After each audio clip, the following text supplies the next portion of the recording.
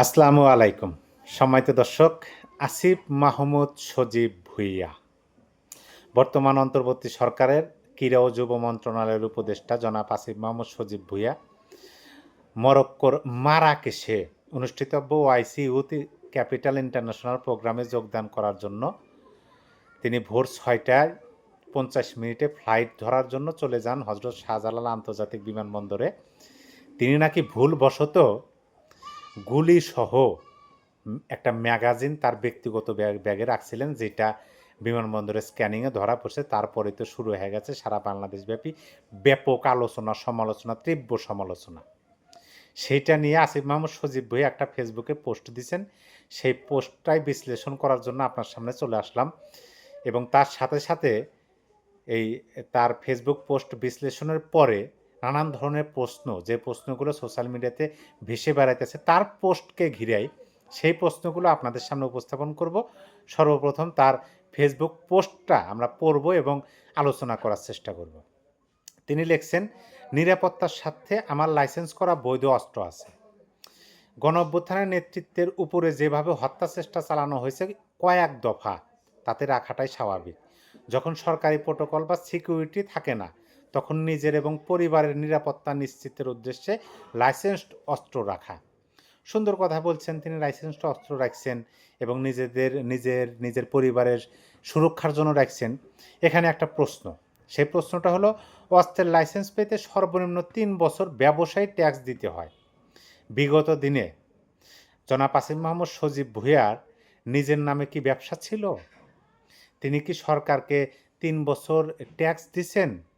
এটা একটা প্রশ্ন। আর একটা প্রশ্ন হলো যে তিনি বলছেন যে তার সেটা লাইসেন্সকৃত অস্ত্র। লাইসেন্সকৃত অস্ত্র হলে পরে সর্বনিম্ন 30 বছর হওয়া লাগে। আমার বয়স যদি 30 বছর হয়, তাহলে আমি লাইসেন্স করা অস্ত্র পাবো, অন্যথায় পাবো না। এখন আসিফ মাহমুদ সজীব ভুঁইয়ার কি 30 বছর বয়স হয়েছে? হয় নাই।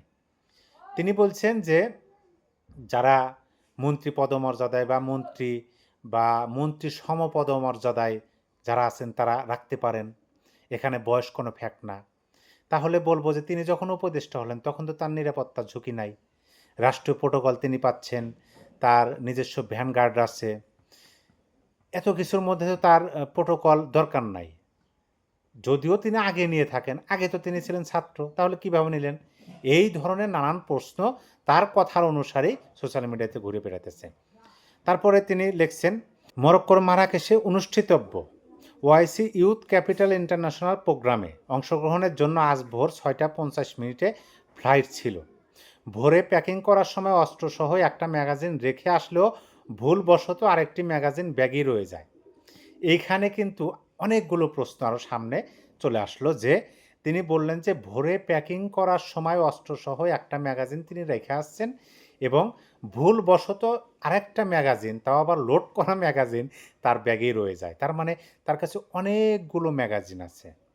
এইটার সাথে সোশ্যাল মিডিয়াতে যে প্রশ্নগুলো যুক্ত হইতেছে, লিঙ্ক হইতেছে, সেটা হলো, একটা সময় কিছুদিন আগে তিনি একটা বিবৃতি দিয়েছিলেন মিডিয়াতে যে 5ই আগস্ট যদি আওয়ামী লীগ সরকার তথা শেখ হাসিনার স্বাভাবিক পতন বা ক্ষমতাচ্যুত না হইতো, তাহলে তারা নাকি সশস্ত্র আন্দোলন বা যুদ্ধের ঘোষণা দিত এবং কিভাবে ঘোষণা দিত সেই ঘোষণাপত্র তাদের প্রস্তুত ছিল। তাহলে কিন্তু এই যে তিনি বললেন যে ভুলবশত অস্ত্র এবং ম্যাগাজিন বাসায় রেখে এসছে, আর একটা ম্যাগাজিন ব্যাগের মধ্যে আছে, তিনি টেরই পান নাই, ভুলবশত চলে আসছে, যেটা হজরত আন্তর্জাতিক বিমানবন্দরে ধরা পড়ছে। তার মানে অনেকগুলো ম্যাগাজিন তার কাছে আছে বা অস্ত্র আছে। এই প্রশ্নটা লিঙ্ক হইতেছে সোশ্যাল মিডিয়াতে। তারপরে তিনি লিখছেন, তবে চাপ দিয়ে নিউজ ছড়ানোর অভিযোগ সম্পূর্ণ মিথ্যা। এই যে এই কথাটা বলছেন, এইখানেও অনেক প্রশ্ন সোশ্যাল মিডিয়াতে ঘুরে বেড়াইতেছে, যে ভোর 6:50 ফ্লাইট ছিল, তিনি যখন হজরত শাহজালাল আন্তর্জাতিক বিমানবন্দরে গেলেন, সেইখানে প্রথমে যে চেক করা হলো চেকপোস্ট, সেই চেকপোস্টে তার ওই ব্যাগ চেক করে মেশিন ধরতে পারলো না, ডিটেক্ট করতে পারলো না যে এর মধ্যে ম্যাগাজিন আছে, গুলি আছে। দ্বিতীয় চেকপোস্টে এসে ধরা পড়ল। তাহলে এখানে তখন একটা সংবাদ হলো, সংবাদটা 5 মিনিট যেতে না যেতে আবার উধাও হয়ে গেল। এটা কিভাবে? যদি আপনার নিউজ ছড়ানোর যে অভিযোগ আসছে সেই অভিযোগটা যদি মিথ্যা হয় তাহলে নিউজটা কেন সরে গেল? ঘটনা তো সত্য। আর সত্য জিনিস নিউজ মিডিয়া কেন সরাবে? এখানে কিন্তু প্রশ্ন আসে। তারপরে তিনি লিখছেন, এই ঘটনার পর আমি টিম সহ টানা 10 ঘন্টা ফ্লাইটে ছিলাম। ট্রানজিটে নেমেও দীর্ঘক্ষণ পর অনলাইনে এসে দেখতে পাচ্ছি যে এত কিছু ঘটেছে। মানে তিনি এটা কল্পনাও করেন না যে এত কিছু ঘটতে পারে। তিনি কি ভাবতেছেন এটাও প্রশ্ন আসতেছে সোশ্যাল মিডিয়াতে, এবং অ্যাক্টিভিস্টরা বলতেছেন যে তিনি কি ভাবেন? যে তিনি কি মানে এই দেশটা কি তার পিতার বা তার নিজস্ব দেশ কিনা? যে তিনি একজন সরকারের উপদেষ্টা, তার ব্যাগের মধ্যে ম্যাগাজিন পাওয়া গেছে, বুলেট পাওয়া গেছে, সেটা ধরা পড়ছে, দেশের মানুষ কথা বলবে না, পাওয়া গেছে ওইটা বাদ দেওয়া বাদ, এরকম করবে? এই প্রশ্নগুলো সামনে চলে আসতেছে। এখানে অবৈধ কিছু না থাকলেও অনেকের জন্য এটা আলোচনার খোরাক। এটা আলোচনার খোরাক না তো। আপনি উপদেষ্টা পদ ছেড়ে দেন, আপনি সাধারণ শিক্ষার্থী হয়ে যান। আপনাকে নিয়ে কি আলোচনা করবে? কার এরকম ঠেকা পড়ছে, দায়ে দায়ে পড়ছে যে আপনাকে নিয়ে আলোচনা করার? আপনাকে নিয়ে আলোচনা করার কিছু আছে? আপনি কি সেই মাপের কোনো লোক নাকি? আপনি বর্তমান সরকারের একজন উপদেষ্টা, সেই হিসাবে উপদেষ্টা মন্ত্রী পদমর্যাদায় আছেন, আপনি সম্মানিত ব্যক্তি, আপনি দায়িত্বপ্রাপ্ত, আমাদের দায়িত্ব আপনার উপর। আপনি যদি এই ভুলগুলো করেন, দেখেন একজন মানুষ, আপনি কোনো জায়গায় যাবেন, আপনি দেশের মধ্যেই আত্মীয় বাড়িতে বেড়াতে যাবেন, আপনি কিন্তু সুন্দরভাবে ব্যাগ গোছান। আপনি কোন প্যান্ট নেবেন, শার্ট নেবেন, কোন গেঞ্জি নেবেন, আপনার মোবাইলের চার্জারটা উঠাইছেন কিনা, আপনার মানে আরও যেগুলো প্রয়োজনীয় জিনিস, মানে অতি প্রয়োজনীয় সেই জিনিসগুলো দিয়ে কিন্তু আপনার ব্যাগ গোছান।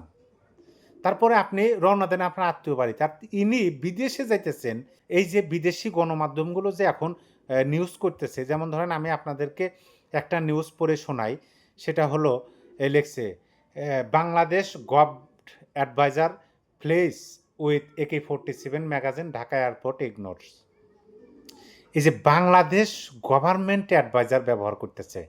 আপনি যদি পদে না থাকতেন তারা কি এই শব্দটা ব্যবহার করতো? এতে তো দেশেরও ক্ষতি হইতেছে। যে কী ব্যাপার? একটা দেশের অ্যাডভাইজার বিমানবন্দরে ম্যাগাজিন সহ ধরা পড়ল। আপনার কাছে ছোট হতে পারে, এটা তো দেশের মানুষের কাছে ছোট না। এই যে নানান প্রশ্নগুলো আসতেছে সামনে, এই প্রশ্নগুলো জানি না আদৌ উত্তর পাবো কিনা আমরা। এবং বর্তমান অন্তর্বর্তী সরকার এইটা নিয়ে এখন পর্যন্ত স্পষ্টভাবে কোনো বিবৃতি দেন নাই। আসিফ মাহমুদ সজীব ভুঁইয়া দেশে আসলে তার বিরুদ্ধে কী অ্যাকশন নেওয়া হবে, তিনি কি উপদেষ্টা পদে বহাল থাকবেন, না পদত্যাগ করবেন, নাকি তাকে সরিয়ে দেওয়া হবে, এখনও ঘোলাটে। আর যে ম্যাটিকুলাস প্ল্যানের কথা বলা হয়েছিল 24 জুলাই আগস্ট আন্দোলনে, সেইটার যে তারা সশস্ত্র যুদ্ধের কথা বলছিল, অবশ্যই তাদের কাছে অস্ত্র মজুত আছে বা ছিল, সেটা কি আসিফ মাহমুদ সজীব ভুঁইয়ার হেফাজতে আছে কিনা, এরকম নানান হাজারো প্রশ্ন সামনে। দেখা যাক, আমরা সেই প্রশ্নগুলোর অপেক্ষায় থাকি। তবে ব্যক্তি হিসাবে, আমি দেশের একজন নাগরিক হিসাবে আমি একটা দাবি রাখি বর্তমান অন্তর্বর্তী সরকারের প্রধান উপদেষ্টার কাছে, যে উপদেষ্টা এরকম উদাসী মন নিয়ে চলাফেরা করে, সে আদৌ উপদেষ্টা পরিষদে জায়গা করে বা পদ ধরে রাখার মতো যোগ্যতা রাখে কিনা। সবাই ভালো থাকবেন, আবার কথা হবে। আল্লাহ হাফেজ।